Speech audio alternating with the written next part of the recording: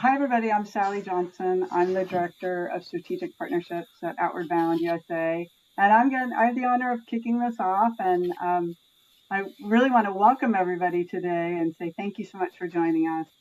And welcome to Nature, Storytelling, and Tech Shabbat, which is a conversation between Tiffany Shlain and Ginger Naylor.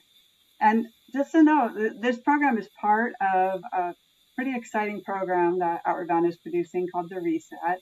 And The Reset is it's a free event, one-day program to really spark a lasting digital wellness movement. So on January 24th, we've invited people and we're still signing people up, and you can join us at thereset.org. We'll post that in the chat. But people are going to, take a pledge to commit a certain amount of time off screens and to go outside and spend some moments in nature, whether that's in their local park or further out on a trail. But learn more at The Reset. We're super excited that Tiffany's a part of that with us. And just a couple housekeeping points. We are recording this, so if anybody was going to join and they're late, just know we're going to be recording it and we'll send it out. And everybody who registered, we will be sending it out to you by email. We're also going to post it on our YouTube channels for people to share later. And we were lucky. We gathered so many. First of all, thank you all. We gathered so many wonderful questions ahead of this conversation. And we saved time at the end for Ginger and Tiffany to respond to those questions. Just because of the number of questions and the amount of time we have today, we may not get to all of them, but they're excited to get to some of them. So let me just tell you who's in the room. Tiffany Shlain was honored by Newsweek as one of the women shaping the 21st century and is a multidisciplinary artist, Emmy-nominated filmmaker, and she has practiced a weekly day without screens for the past 16 years. She's also the founder of the Webby Awards. And this weekly practice without screens is a ritual she shares in her national best-selling book.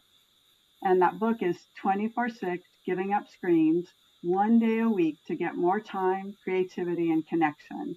And that is winner of the Marshall McLuhan Outstanding Book Award. I own that book. I've been reading it. I highly recommend it.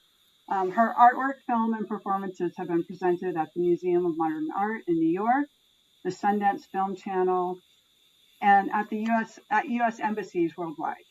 Working across mediums, Shlain explores the intersections of philosophy, technology, neuroscience, and nature. Also, we're honored to have Tiffany sit on the host committee for The Reset and want to thank her for her support and efforts with us on The Reset. For those of you who don't know Ginger Naylor, Ginger is the CEO of Outward Bound USA. And throughout her more than 20 years of nonprofit leadership experience, Ginger has excelled at building community through outdoor adventure. In her role as Chief Executive Officer of Outward Bound USA, she provides the leadership and vision for the Outward Bound USA team and the network of Outward Bound schools across the U.S. Prior to joining Outward Bound, Ginger served as the Executive Director of the Chesapeake Bay Outward Bound School, where she really guided our Chesapeake Bay School in becoming the region's leader in community access to spectacular outdoor spaces. She has a rich background, expertise in aligning communities and philanthropy, as well as leading public and private partnerships that really result in transformative funding for social justice programs, capital improvements, and public school students' experiences throughout the region. And she also, some of her most recent efforts, helped launch a new Outward Bound office and program in Washington, D.C. So much more to say about Ginger, but at this point, I really just want to welcome Ginger and Tiffany and hand it off to Ginger to take it from here. Thank you so much. Thanks, Sally. So I'm super excited to be able to do this. Usually I'm on the other end getting asked questions, but when I met Tiffany earlier this year about being on the host committee and helping to support this effort of getting kids unplugged and outdoors, I was like, oh, it'd be so fun to interview you. And she said, yes. So that's today. It's exciting. I love being on this end, and I'm excited to do this with you. So thank you from the bottom of my heart for being a part of this movement, for helping to lead us, and for being a part of the conversation today. So let's jump right in. I want to start with sort of some big, broad questions to shape who you are and how you came to this space and how this started. You know, Sally just talked about you've spent your career blending technology and creativity and art and human connection. And I'm curious about what sparked your own interest in taking a weekly day away from screens and how's that practice evolved over time? Like, tell me about where it started and where it's gone. Yeah, it's really interesting because in many ways my background is my foreground because I grew up near Muir Woods amongst the oldest trees in the world and spent a lot of time in nature growing up in Northern California. But I was always very interested in the potential of personal computers connecting the world for the web. Then I was interested in filmmaking. And then when the web came in, the way I would pay for my films is I would work in technology, CD-ROMs back then before the web. And then when I remember those. You remember those. Not everyone's going to remember those. It was like, before the web, you'd stay in your computer. But when computers could be linked with the web, I was like, this is going to change the world. And I started the Webby Awards when I was in my 20s. And it was this unknown new medium at the time. And it was like right time, right place. It was like driving and building a rocket ship at the same time. I ran that for a decade. And I actually made a lot of films during that. And in many ways, it was like my film school and art school in the Webbies and honoring this new medium, which I was obsessed with. And then I eventually went back to filmmaking combined with everything I had learned with the web and was loving that. And then the iPhone came out. And then I really started to notice my behavior change in a way that didn't feel good. I felt like I was getting more and more distracted. I make a lot of films about neuroscience too. So my father wrote about the brain and operated on the brain. My mom's a psychologist. So I was also just like very aware of how my presence and focus was changing. Mm-hmm. And then I had this very dramatic couple weeks in my life where my father died of brain cancer and my husband's and my daughter was born. And I literally felt like life was grabbing me by the shoulders and being like, what matters to you? Like you could die at any moment. You have a new life you're bringing into this world with your husband. What's important? And we're Jewish. We're not religious. I hadn't grown up with Shabbat. My husband practiced and just so those of you who don't know what Shabbat is, it's like every religion has a version of it. But, the Jewish practice is Friday night, you have a beautiful meal. You set the table, you light some candles. It's very social. And then on Saturday, if you're really religious, which I'm not, no electricity, no work. It's a day of rest. Mm-hmm. So when I had this very profound moment of feeling like I needed to change the way I was living, my husband and I, at that point, we had 2 daughters, young family. It's like, we need to change the way we're living. And we started turning off screens for Shabbat. And we always would have people over on Friday nights. And then Saturday we were in nature and it was such a beautiful time. Like I now have a daughter that's like living in Brooklyn and one almost out of high school. So, but those early, 10 to 12 years of a young family having family day, which actually I grew up with. Sundays were family days when I was growing up because everything was closed and it was before technology. But it was almost like we were bringing back this cocoon of time. And the longer we did it, people couldn't believe we did it because I founded the Webby Awards. My husband's a professor of robotics and artist. And everyone's like, I know, you're not the likely suspects. Really it almost was such a disconnect for people because my husband's like expert on AI and speak about it, but yet we also know when to turn it off. Like it's not good for everything. So the longer we did it, the better it became. And the more all my creativity, I'm an artist. Like I look at creativity almost like an athlete. Like when do all my creative ideas come? They come on Saturdays. When am I my happiest? On Saturdays. What refuels me for the whole week? Saturday. Eventually, as doing longer and longer, the world was becoming more and more addicted. And again, I point this to the iPhone when you could before the iPhone, your computer was on your desk or your laptop, but it wasn't with you in the bathroom, bedroom, and beach and everywhere. So I decided to write a book as we were nearing 10 years of it called 24/6 to because I had so many questions about how do you do it? How do you do it with kids? How do you do it with sports? And And Mm-hmm. I had all the answers because we had done it for so long. Because you practiced. And I still to this, yeah, it just still, the benefits still multiply because I Mm-hmm. look forward, like it's happening. It's Thursday today. I'm already like, Friday's my day. Just make it to Friday. And then I get to unplug. And so it really is like this rhythm to my week. And my unplugged days are a lot about being in nature. So, Yeah, nice. Well, okay, tell me about that because nature plays a huge role for Outward Bound, right? Like that's where our classroom is. of That's where we course. do our work. That's how we get kids outside. And those are tech-free experiences as well. And I know it's central to everything you do, even the art that's behind you right now. You know, nature is playing a role in it. I'm curious if there is a specific moment in nature, if there's anything where you've had a breakthrough, a shift, like your time outdoors, what has that led you to? Yeah. Well, first, let me just say, I love Outward Bound. I mean, I love the mission. I love what you're doing. I love this new program you're doing, of inspiring everyone to unplug together. I think there's power in doing things in community. But I definitely think nature, I mean, we're so in our heads. Well, first of all, I've made a couple films about why am I more creative on Saturday? Like I was interested in that. Why do all my ideas come on Saturday? And there is actually neuroscience behind it Mm-hmm. because,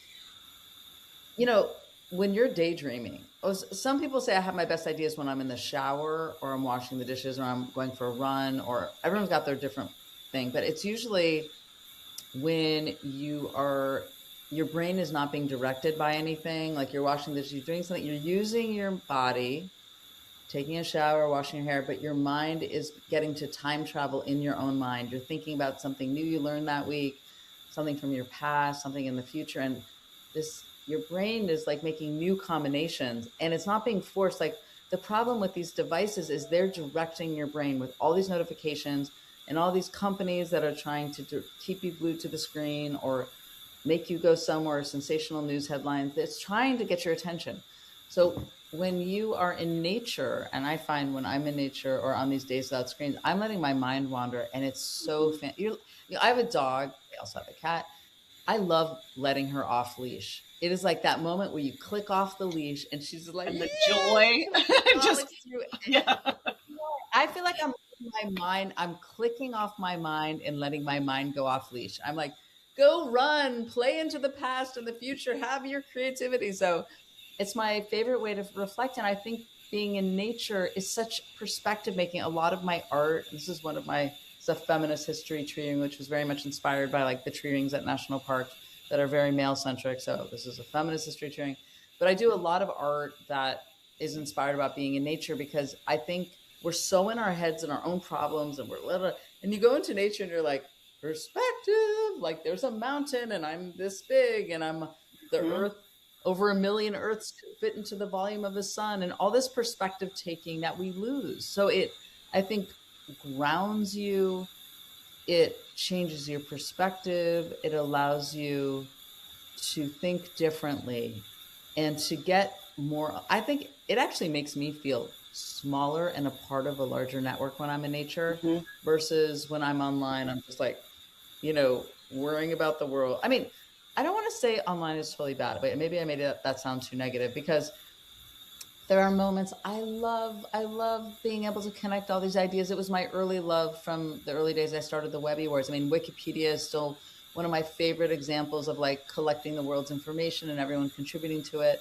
I love being connected to so many people and meeting other artists and having people find my work online or launching a book or a film online. So I love so many parts of it, but I do, at the end of every day, I'm just like, we were not designed to be online this long. And nature, we are nature.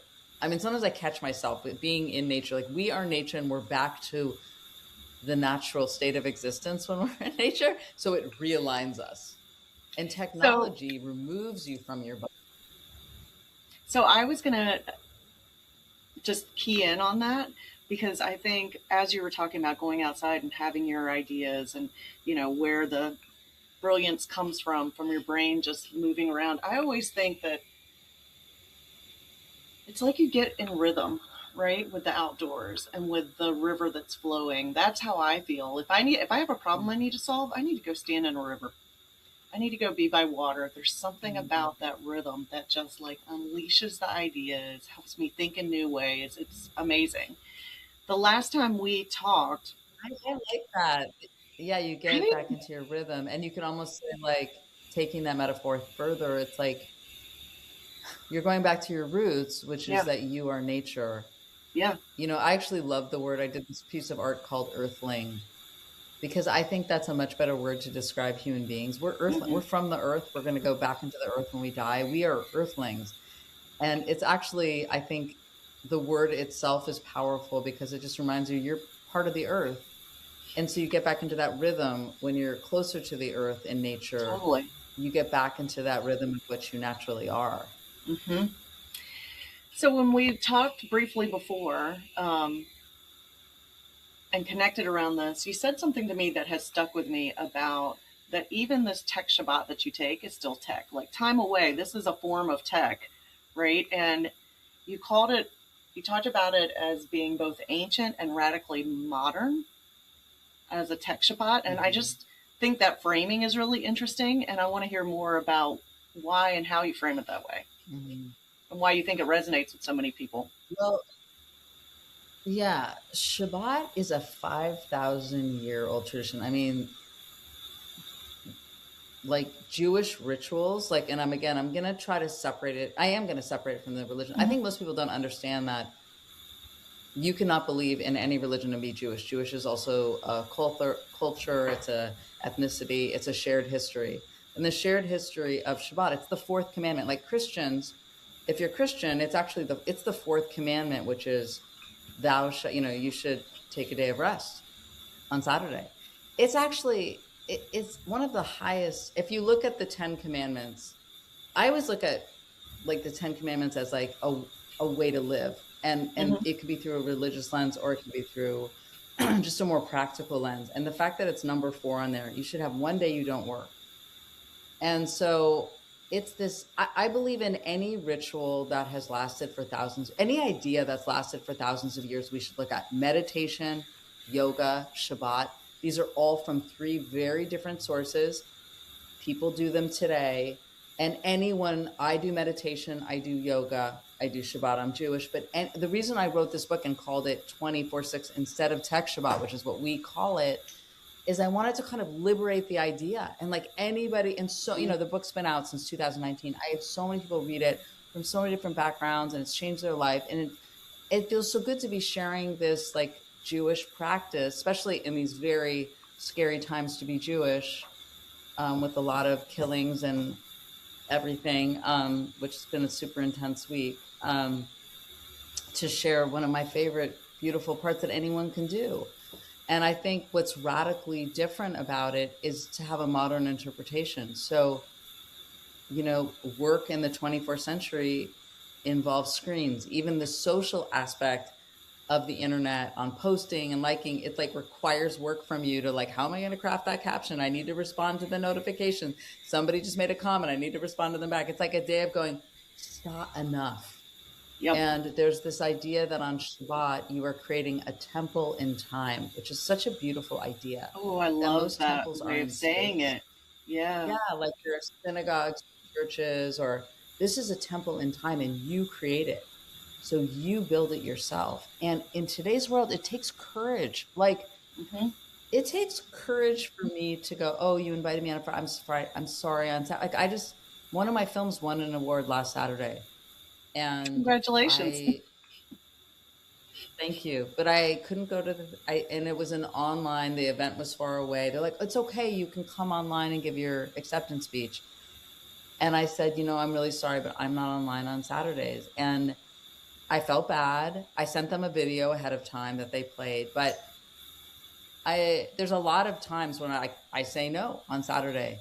We do make exceptions. Like when the kids were little, if there was some important thing, it's not like we're like, oh my God, if we have to travel on Shabbat, you have to use your phone to travel or else you're going to miss every plane. So we make exceptions. And I talk about that in the book too. Like this is a rhythm to our week and our family, but life sometimes intervenes. But it's the most consistent thing and best thing I've ever done in my life. I'm 55, and it's the single best thing I have brought into my life to recharge me. I sleep the best on Friday night. And I think it's radical because we're in such a screen addicted world right now. Like, I don't know one person in my life that would say, oh, I'm not on the screen too much. Not one. Every generation, every socioeconomic background. I mean, I think everyone would say, yes, I wish I wasn't on it as much. So I'm kind of saying, okay, you can be. And it's free, it's ancient, and it's this beautiful idea. And you can adopt it for your own life. I have, I think we've talked about this. I have 4 boys, and I know I've heard it from other kids as well. It's so easy for me to say, hey, put your phone down. Hey, you've been on that for 2 hours. It's time to stop, right? And they turn it right back around on us, and they're like, you guys are role modeling this. Yeah, exactly. So parenting is all modeling behavior. And you can tell your kids something 1,000 times. And if you're like, you got to get off your phone, and you're like typing away, it's like, okay, monkey see, monkey do. And I think that was listen, I am realistic. Ken and I, my husband and I, started this when we had a newborn and a 6-year-old. They were under our curation of our lives. I think it would be hard for somebody listening to this to be like, I have 3 teen boys or girl, I'm going to start this. And now I'm going to change everything. I think trips, like you just told me you did this offline trip, like going down the Grand Canyon that was one of my favorite trips, and there's no technology, like I think if your kids are older, or this Outward Bound reset program is a great way to start. I think people have forgotten what it even feels like to turn it absolutely off. I did this show at MoMA, and at the beginning of the show, I said, it was like a live documentary performance, I would like everyone to turn their phones off. Can you do that for me for 1 hour? I've worked for a year on this performance. I am asking you for 1 hour to turn your phones off, like absolutely off. And they did. I mean, I think there was one woman who had a babysitter, and I'm, of course, but like, right. I think people have forgotten you can do that. And if you let your family and friends know, I mean, we have a landline. We've kind of trained our family and friends now. But it's kind of good to not be available for a day, except to the people in your life and what's right in front of you. I think we're so available. Yeah, well, and you said something a minute ago that resonates with me too, because I think it's obviously about setting healthy boundaries, right? It's about finding balance. We're on tech right now. It's not a bad thing, but we need to find balance in how you use it. And thinking about rest for me, I think there's the boundary of creating space for rest, but then there's also the permission we need to give ourselves to say it's okay to rest. You need rest, and rest is an important part of what you do. That's become a part of my own personal practice, is saying, like, you're allowed to rest. It is okay to take a minute and recuperate. Yes. And I think, this goes back to, if you think about technology, like any new Apple phone or something, they're like, it's faster, it's better, it's going to make you be more efficient. Like that's usually the sales pitch on any new technology, new computer, new phone. What if we looked at rest that way? It's going to make you happier, more efficient, more creative. You're going to be a better mom, partner, this 8 hours of sleep that you're not letting yourself get. And actually, I once heard this interview by the CEO of Netflix, and somebody was like, what's your biggest competition? And they thought, is it HBO Max? Is it Hulu? And he's like, sleep. That's my biggest competition. Because, when I was a kid, you'd watch one show and you waited a week to watch it next week. Well, now you can binge on like 8 shows in a row, or you could be on your phone. I'm going to check one thing. I really try to not do that before I go to bed. I mean, I will be honest with you. I have tried alarm clock. I have tried so many different strategies for not having my phone in my bedroom. And it has been difficult but I really try that my last hour, I do a 5-minute journal, which is handwritten journaling when I wake up and before I go to bed, and to try to not look at the phone before I actually sleep. And I try to read on paper, because there's inevitably that one email that you shouldn't have seen before. Turns into an hour of scrolling, right? Yes, and actually that's why on my Shabbats, when I read, I love to read on Shabbat, because when you're reading a book, and a line in it's like, oh wait, I need to look up, da, da, da, and then you're on your phone, and then the book you've read like a sentence. It's Yeah, so hard to read when you have that phone near you. And they totally. say like visually, oh, I'm working on something. Like I've always wanted to do this. It's kind of going to be kind of like an art box. So there's all this research, out of sight, out of mind. So on my Shabbats on Friday, I put it over in this like hidden place in the kitchen. I put things in drawers. I don't want to see it. My husband's Yep. much different. He's like, I need, right. But for me, I don't want to see it. So I've always wanted to create some like beautiful things. So I'm creating this A box lockbox. that'll be like one of my art. Well, it'll be like wooden, like Yeah. tactile, and you put in your laptop and your phone and your iPad, whatever, and you take out all these fun analog things. So like, journal, and like fun conversation cards for the dinner you'll hopefully be having with friends, and like just like yummy things. Because there's so many theories that if you're trying to change a habit, you have to replace it with joy. Something else. Yeah. Don't frame it like, oh, I'm not going to get to my phone. That's the worst. Then it's like instead of, oh, I get to do all these other things. I get to read without my brain going on these tangents on my phone. I think we need to remind ourselves all the things that bring us joy that don't involve screens. So that is a great segue to talking about the reset. One of the lines that we've been using in talking about this, and I think Sally was the one that said it first, and then I just latched onto it, that it's not about what you're giving up, it's what you're getting back. So giving up your phone is one thing, but it's not about that. It's about what you're going to get back when you get 24 hours back or 6 hours back to do something with. And I just think that's It's incredibly important.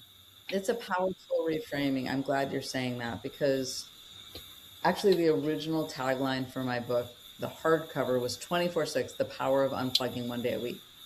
And then because of what you and Sally just said, we changed it to giving up screens one day a week to get more time, creativity, and connection, because that reframing you're saying is a really important part. So with Outward Bound, for the reset, it's like, what are you going to get back that day? I mean, there's so many things that bring you joy that don't involve screens. And I think just people have forgotten. And one of the exercises I have people do in the book is there's a whole section in the back that things that bring you joy by age, because that is also different. Like in the back of the book, we have small kids 0 to 8, and it's like 8 to 15, and then, 15 to 18, 18 to 99. And write that list down. Like, write all the things in nature that you love to do, and put it on your fridge.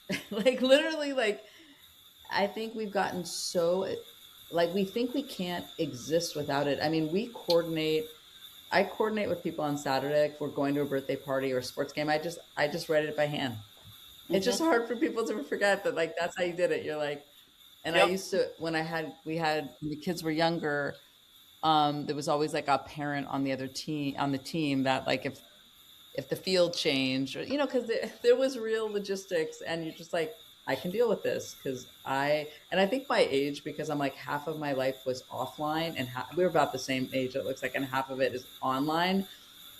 But soon they're just people, they don't even know what to do without. So it's like, yeah, because they're digital natives. This has been their life, right? I mean, and your kids and my kids, all of our kids, right? I mean, I've hit that age that, most of my kids or my friends all have children that are doing the same thing. Yeah, and it's been nice to see a movement. Like, even my 23-year-old daughter got a digital camera recently that is supposedly big with all the Gen Zs, where they want to wait for the gratification. And I've seen articles about how people. Oh my goodness, like film? I don't see that anymore. Is that what it's called? I don't know if it's that far. I think it's like you get a digital shot the next day, so you have to okay. wait, but it's still yeah.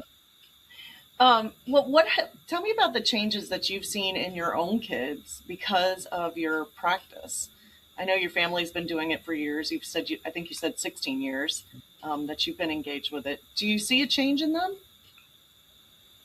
Yeah, I mean, I think that I do believe, like, the teenage years are kind of hard, like, I believe as a parent, when they're under that curatorial age, I think up until like 12, and I mean curatorial, like you're helping to design the experience. I mean, and letting them free range and do their own thing too. But when our daughter went to college, she would make Saturdays different. It wasn't as full-fledged as our, but she's still, and I think she feels very comfortable when the phone's off, like it doesn't freak her out. Our other teenage daughter, I would say, since our older daughter went to college, it's not as like we're all together. It's just life changes when you have one child at home and she's a teenager, but she sees us. But I do believe, she sees and has lived through no screens on Saturdays. And then even if she's not doing it, she sees us without them, and I'm journaling, we're going out. So I feel like in that modeling behavior, there's so much infrastructure you're laying down by what you do, what you say, and how you live. And I think about, I lost my father a long time ago, but I think so much about, and my mom is still very much with me, but I think so much about what they showed me on how they lived. That's ultimately what you're passing down, is how you live is what you value. And I think they saw and see that we value being present with each other, not all the time. Like, who needs that? Right. Nobody wants that. Nobody wants that. But like to say, okay, we value our family and we value being present with each other. And I think that right before we started doing it, I felt like I was everywhere and nowhere. Like I was being so pulled. And so I think they saw that that was valuable. We valued family and we valued our time together and we valued nature. And I think that Outward Bound with this reset, what I think will be so great about doing it with so many people. Like, how many hours are you trying to get again? I was trying to remember that number. You're trying to get so last year we were able to get 1.5 million, almost 1.5 million hours off screens, just in the time that our students were out on their expeditions. So our whole program is a device-free program.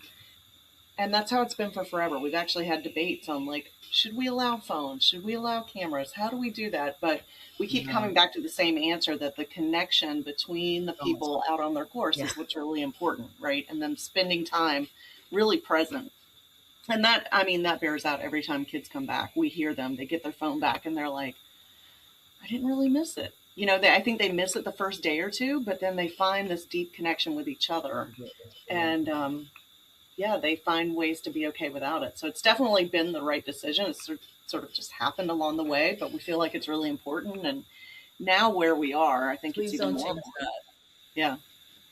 I don't think we ever will. Went to good, because I think it's such a slippery slope. I think our girls went to some sleepaway camp in Yosemite, Tawanga, and for 2 weeks, it's without screens, and they, I think that it's a slippery slope. I'm into bringing back Polaroids or film cameras. Like, there's so many things you can do that if you want to document it in some way, but I think it's a slippery slope because it just is. And then it just changes the experience.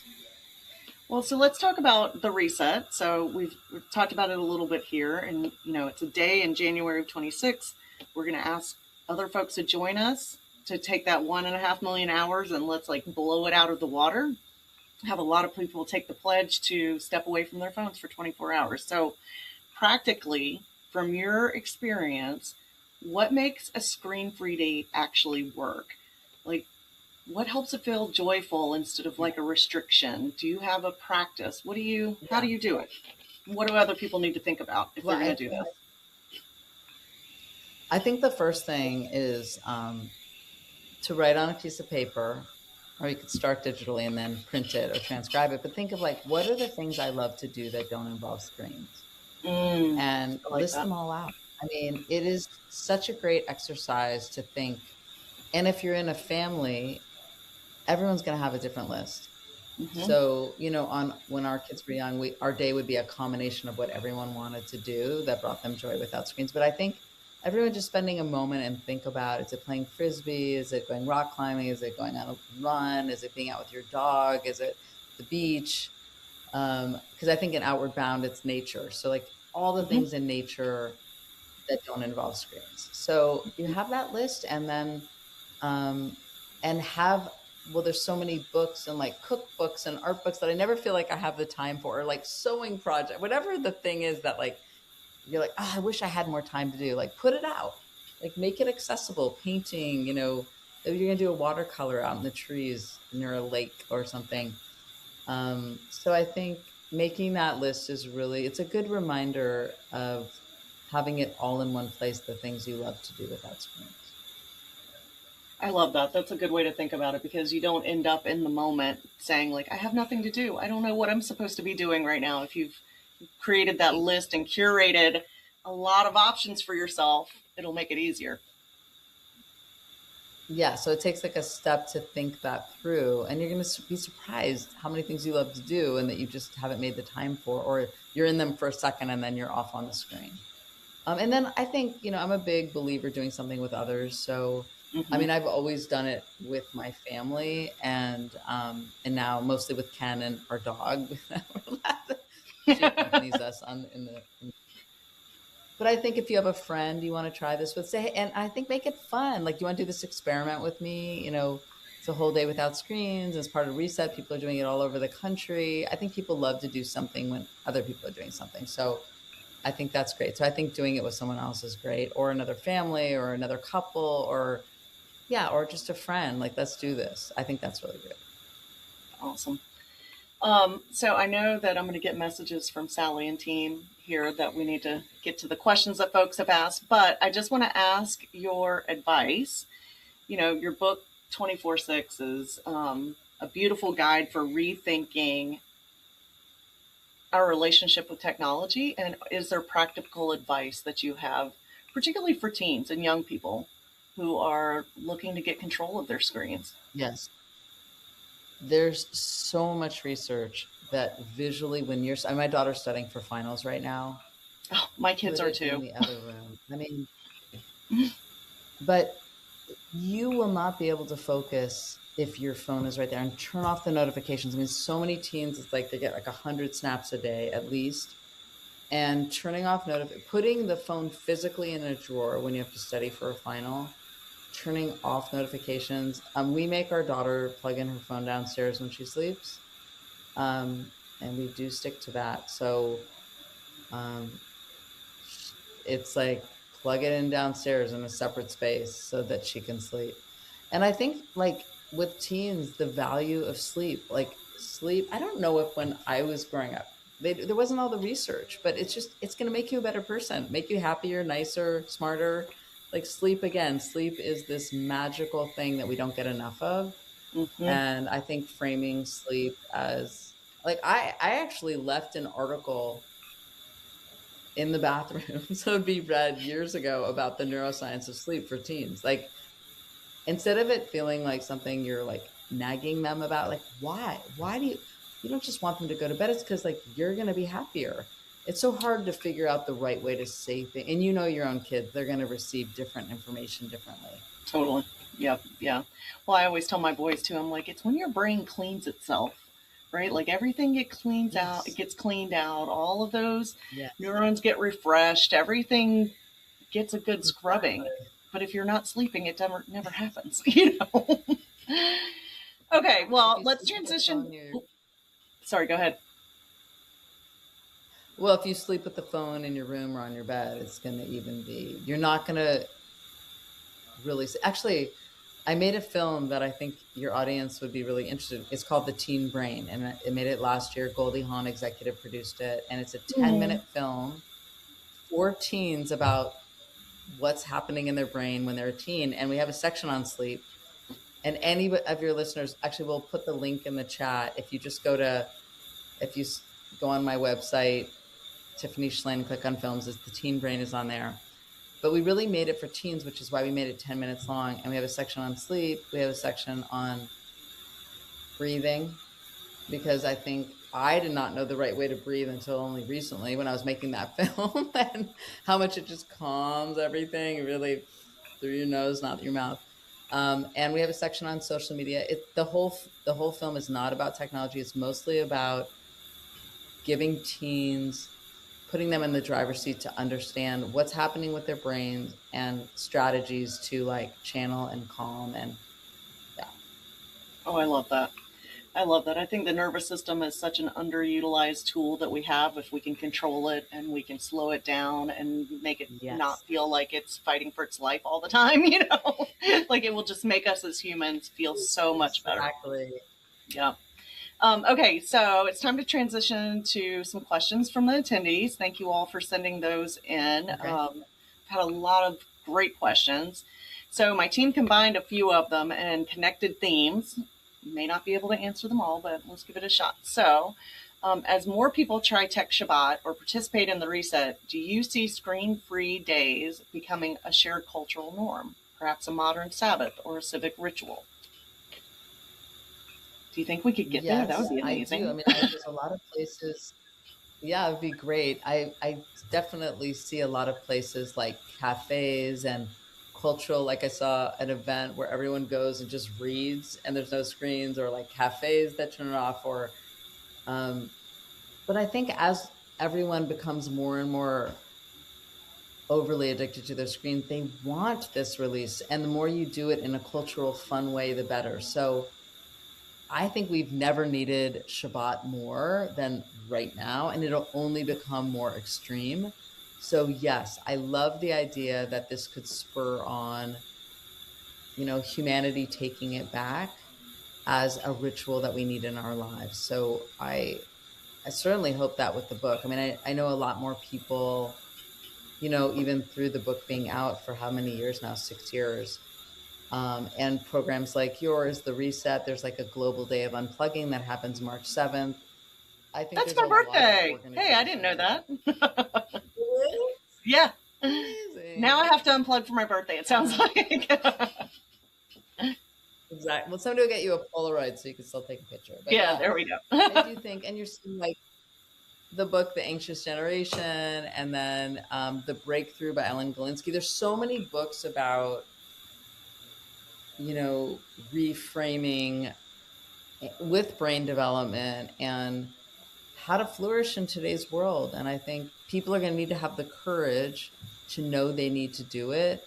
And then if they're doing it with lots of others and it's a fun event like your Reset, you know, event, it just makes people love doing things with others. And, you know, I'm just about to have this art show that's opening in San Francisco on January 22nd. And, you know, all of my work, I just keep going back to events, like whether it's an artwork or a film or book readings, like people want to be together. As much as we're online, nothing replaces being together in person. And so the more we could integrate offline fabulous experiences for that, the better. Well, and the togetherness is about being connected, right? And feeling like a sense of belonging. That's what I see in my own kids and in the kids that we work with and the humans that I work with all the time, right? Folks, you want to feel like you belong. There is a place that I belong, and that connection is super important. Real embodied connection, not just over a screen or over a phone, is really important. That is right. I think at the heart, we are social beings. We want to connect. I think the phones and the internet provide a lot of connection points, but nothing replaces physically being with someone. I mean, we all lived through COVID. Like, I don't know about you, but I think about all the time, thank God we're not in COVID. Like, I was just traveling for Thanksgiving, like, we're all together. I mean, remember that period where we couldn't see people, and what an amazing thing we lived through of not being able to be physically together. And actually, ironically, during COVID was when I was spending more time in nature, you know, because I wanted to be away from people, but now we can be with people in nature. And I just think we will look back at it as a great gift and a reminder how lucky we are to be in person with each other. Yeah, for me, COVID, we were lucky enough to have a little bubble, and we had lots of porch parties, lots of fire pits, lots of hanging around outside with the neighbors and their kids and all of that. My garden never looked better. And I started a meditation practice during COVID. So it totally changed me for the better. Can you talk a little bit about the role of nature and human well-being, especially for young people, and the benefits that spending time outdoors provides for both young people and adults. Yeah, I think this goes back to, we're earthlings. And I think when we're in nature, we're at our most, as you said, in rhythm, connected to something larger than ourselves, in a physicality. I think, there's so much neuroscience research, like it lowers your cholesterol. Like I could just go through all that, but just like on a gut level, being in nature, just the joyful benefits of seeing a beautiful tree and like experiencing beauty and vastness and vistas and things longer than the 12 inches from your computer screen or your television screen or your phone, 4 inches, whatever. You get perspective, and it's that off-leash experience, which kids need, adults need. We all need to be off-leash a lot more, off the leash of technology, in nature, and reconnected to this larger physicality of the earth. Yeah, there's research that I read years ago, and I've seen it play out in myself and with others lots of times, about how awe, meaning AWE, right? It rewires your brain for peace, for feeling more calm, all of those things. And so you can experience awe in a religious setting. Lots of people will say that, I had this awesome experience. I had this amazing, like, awe-filled experience, but you can also get it outdoors. And so hiking to the top of a mountain and seeing this awe-inspiring view, right, it can feel like a religious experience, and really changes the way your brain thinks about things, the way you see yourself, the way you see yourself in connection with other people. I just think that's incredible. I had this amazing experience years ago with my board of directors at the time. We did an expedition where we were sea kayaking, and we woke up really early before the sun came up, and we were going to do a sunrise paddle down this river. And if you've ever seen a river wake up, it is the most beautiful thing.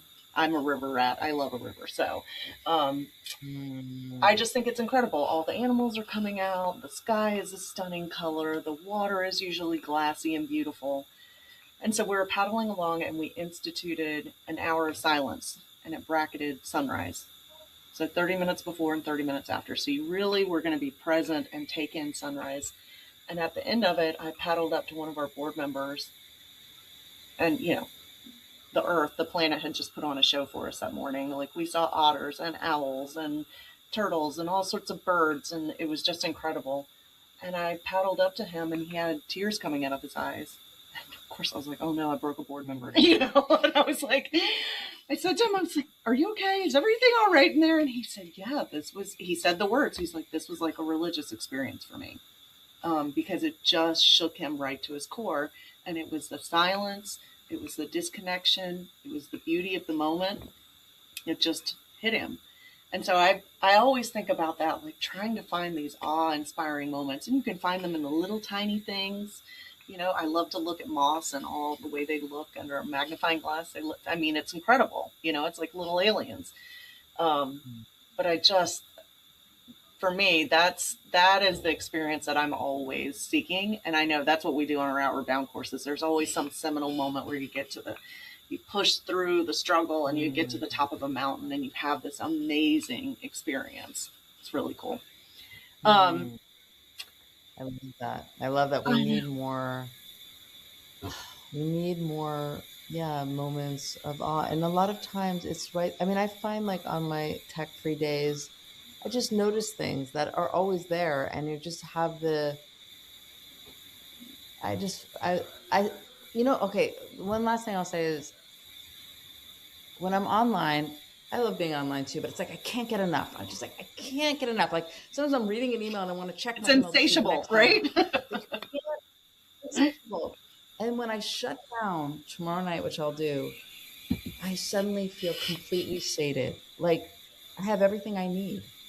I see the things I am not seeing during the week. Look at my garden, my dog, my beautiful home, the fire, the cloud. Like, suddenly it immediately switches my mind from not having enough or wanting to be somewhere else or FOMO or wanting to be stressed by the next stressful news headline, whatever, like that. And then I'm like, oh my gosh, everything in front of me is everything I need. So I go from a sense of wanting to completely appreciating what's right in front of me and the people in front of me or if I'm alone, just like, and noticing this little moss, like you said, or the mushroom growing out of the tree, or the way my dog is sniffing at something, like, it's just such a switch. And then I'm super psyched to go back online. That's the other thing I'll tell you.